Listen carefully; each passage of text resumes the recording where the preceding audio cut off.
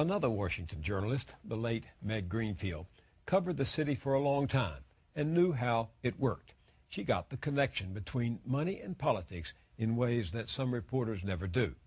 Trying to rid politics of money, she wrote, is kin to the quest for a squirrel-proof bird feeder. No matter how clever and ingenious the design, the squirrels are always one mouthful ahead of you. Those squirrels came to mind last week when we reported on the bailout of Fannie Mae and Freddie Mac. The two mortgage giants survived scandal and crisis over the years by spending nearly $200 million on lobbying and campaign contributions. We posted on our website a story by Politico's Lisa Lair on how insiders helped Fannie and Freddie stave off scrutiny and avoid taxes even as their top executives pulled down multi-million-dollar paychecks. The New York Times also reported bluntly that their rapid expansion was at least in part the result of artful lobbying. What a lovely term, artful lobbying. In other words, a better bird feeder built by the squirrels themselves.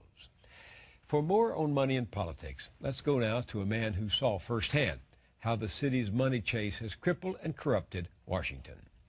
His name is Ernest Fritz Hollings, and he spent 38 years in the United States Senate, a long and colorful run during which he made a name for himself as a passionate advocate for the hungry, a champion of balanced budgets, and a fighter for jobs in the textile industry. He called it quits 4 years ago and went home to South Carolina. But he was back in town recently to see old friends and sign his new book, Making Government Work. I talked with Fritz Hollings at a Senate office building on Capitol Hill just before his book party. Why did you write this book now? I wrote the book because I could see what was wrong. I was raising money. I wasn't running for re-election. As a senator in your last term? As a senator the last 2 or 3 years, that's all I was doing, was raising money and working for the campaign and for the party. The hardest working people in the world are the congressmen and senators. We work from early morning till late at night and all weekend and everything else, but we're working now not for the country but for the campaign. What do you mean? All the time is fundraisers. All the time it's money, money, money, money. In 1998, 10 years ago, I ran and I had to raise $8.5 million. The record is there. $8.5 million is $30,000 a week, every week for 6 years, each and every week for 6 years. Old Dick Russell of Georgia, Former he senator. said, now a senator is given a 6-year term rather than a 2-year term. He's given 6 years, the first 2 years to be a statesman, then the second 2 years to be a politician, his last 2 years a demagogue. we use all 6 years to raise money. That's why I wrote the book, to try to get the government off its fanny and cut out all the politics and let's work for the country. What do you mean it's not working? You say you can't get anything done in Washington anymore. What's not getting done? Legislation, anything meaningful. They fill up the tree, both sides. It's nothing wrong with Harry Reid or Mitch McConnell. They're darn good leaders, and they're doing what the senators want done. And they're all smart senators, and they're all responsible people. But they're playing the game, and the media hadn't exposed. That's why I wrote it. I'm trying to expose. The game? What's the game? The game is money. I got to get the money. The heck with constituents. I got to get contributors. I've talked to the senators. You ask them. They know they're not getting anything done. And they're grown men, and they're conscientious women, everything else. They're outstanding. But they know that all they're doing is on a money treadmill. That's all it is. You're right. When I first came to the Senate 40 years ago, Senator Mansfield, he was the majority leader then, yes, sir, had a vote every Monday morning to make get sure a quorum. To get a quorum. And we worked until 5 o'clock on Friday every That's week. right. We didn't go home on the weekends. We tried to get out Thursday afternoon or night or at least early Friday morning to go to the West Coast for fundraisers. That's why Hollywood and that's why Wall Street has got that much influence.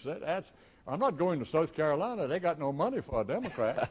I have to travel all over the country. Years ago, you write, on Washington's birthday, a freshman senator would read the farewell address at 12 o'clock noon, and then we'd have votes in the afternoon. We'd have votes. Now we've merged Lincoln's birthday with Washington's birthday and take 10 days off in February for fundraising. We have St. Patrick's Day, 10-day break for fundraising. Easter, Memorial Day, 4th of July, the month of August, Labor Day, Yom Kippur, and Columbus Day. That's 10 days gone. And October, September, October, fundraisers. Everything is attuned for the campaign, the hell with the country. A constant, permanent campaign. That's exactly what it is. Commercial television is the big winner in this because that's where so much of the money goes. Oh, that's right. The rich have got all the speech they want. The poor have got lockjaw. He can't articulate out onto the television. And the poor can't. They have no voice. Yeah, and that's the trouble. They tell you don't go to waste time and don't go see people and everything. Get on television and get a little tricky television and everything else like that. So all these artists have got all kind of different ways and different things like that to bring up and tricks to play. The clear message is money has a stranglehold on our democracy. You've got to untie that money knot, and then the government will begin to work. So you conclude, therefore, if we limit the money, Congress will have time to work for the country rather than the campaign. That's exactly right. They can talk to each other. They can deliberate. You fill up the tree with amendments. The leaders know. The legislation is made down on K Street. They tell you when to vote, when they got the votes. Then either leader brings it up. He knows where it's going, and it's not going anywhere, but he's going to get a vote to make them embarrassed about immigration or about energy or about subprime mortgages. The votes are made for the campaign. It's not to get anything done. Don't bar humbug. Forget about that, boy. They're not doing anything up here. And the senators and congressmen know it. What do you make of the fact, as you point out in your book, 3 days before the first presidential primary in Iowa, the New York Times listed the positions of all the candidates on 8 important issues, not one of them on trade or outsourcing of jobs? That's right. And they came where we had in South Carolina, since President George W. Bush has been in, we've lost 94,500 manufacturing, a net loss. We're getting some more jobs in BMW and Spartanburg, but a net loss, and they never mentioned it in the early Democratic primary. Why? Because they got to get the money. And who gives them the money? Wall Street, the banks, and business. Yeah, you say presidents negotiate trade agreements not to open markets, but to protect corporate America's foreign investment. That's how you see it. That's exactly. Oh, I know it. I mean, look at the Congress. Under Article 1, Section 8, the Congress shall regulate, not free. Congress will regulate trade, both domestic and foreign. And you say in your book the Congress is not doing that. They can't do it because they got to get the money. You put in a trade bill, and down on your head comes the Wall Street Journal and the big banks and the Business Roundtable and the National Chamber of Commerce and the National Association of Manufacturers are not for domestic, they're for Chinese and Indian manufacture. Even the National Chamber of Commerce is not worried about Main Street, Peoria, Illinois, Main Street, Shanghai. You see, Henry Ford built up the middle class along with organized labor. He said, I want the fellow making the car to be able to buy the car. So he doubled the minimum wage. He put in health care and retirement cost and everything else of that kind, benefits. And so we had a good working relationship between labor and now all of these trade agreements are for the investors to protect their investment in China and India, but forget about labor. You're right. Yeah. Your country and mine, that's the United States of America, is going out of business. Oh, yeah. What hadn't been outsourced is being bought with that cheap dollar. Vodafone is gone to the Germans. Bell Labs has gone to the French with all their research and everything else. Westinghouse Nuclear, with all of their research and technology and everything, has gone to Toshiba, Japan. And Anheuser-Busch, the Belgians, Anheuser-Busch is beholden to the stockholders. But nobody's beholden to the people other than their congressmen and senators, and they're not doing the job. But they're voting for NAFTA. They're voting for these trade agreements. Yeah, we've gone to an outright trade war and globalization, and that's where we AWOL. The way to get free trade is raise a barrier, and remove them both. Then you got free trade. But when you were chairman of this very powerful Commerce Committee here in the Senate, and you'd make these cases, yeah, they would call you protectionist. They would call you... Yeah, I'm a protectionist. You've got Social Security to protect you from the ravages of old age, Medicare to protect you from ill health. You've got food and drug, the clean air, the water we drink, the food we eat, antitrust to protect the openness of the market and everything else. Before I open up Moyers manufactory, you got to have clean air, clean water, Social Security, Medicare, Medicaid, plant closing notice, parental leave, safe working place, safe machinery, antitrust. You can go to China for 58 cents an hour. They get you the plant. They own the workers, and you don't have any investment. You don't have to worry about it.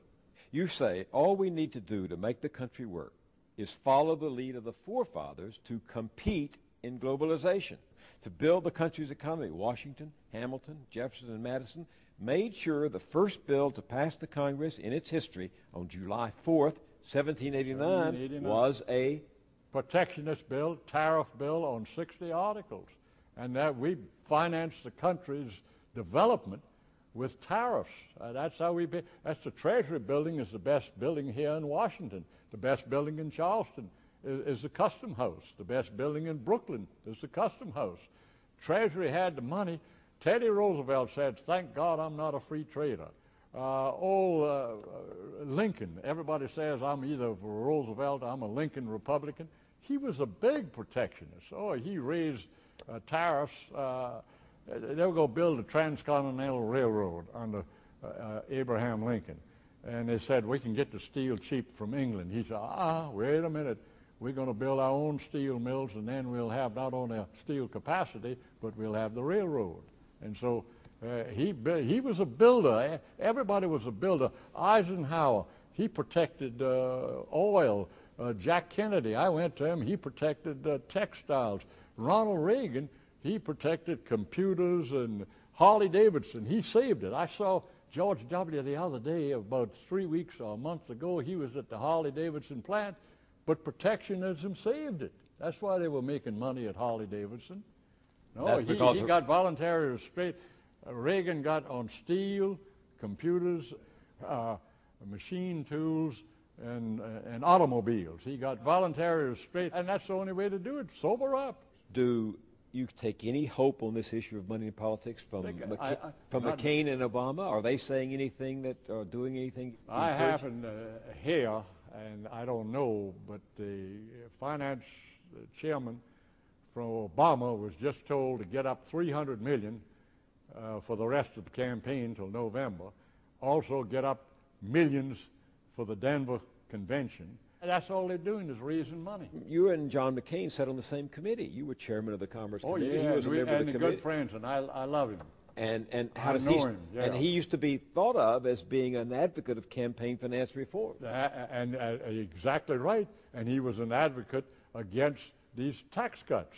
But now they've taken the maverick McCain and trying to make him the Christian right and the money raiser and everything else like that. They're trying to make him an ordinary Republican. And you can tell he's ill at ease. John McCain is not happy campaigning right now. I can tell you that.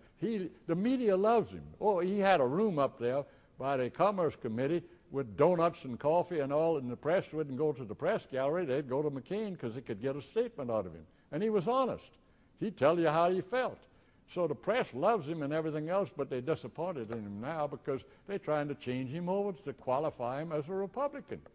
What would you do about the power of the press in our society today? Or tell them that, by gosh, tell the truth. You know the debate between Walter Lippmann and John Dewey.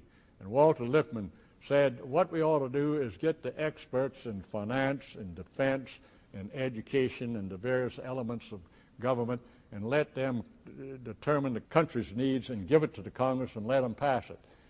John Dewey, the educator, said, no, let the free press report truth to the American people, and the needs will be reflected in their congressmen and senators in Washington. And he was right, but they're not telling the truth anymore. They all are doing the headlines rather than headway. They're all getting by with perceptions. They're all getting by with posted politics. They're not talking about the needs. The country is ready, willing, and able to work. The government's not working. And the book is Making Government Work. Senator Fritz Hollings, it's been good to see you again. Good to be with you, always. Thank you so much. Thank you very much.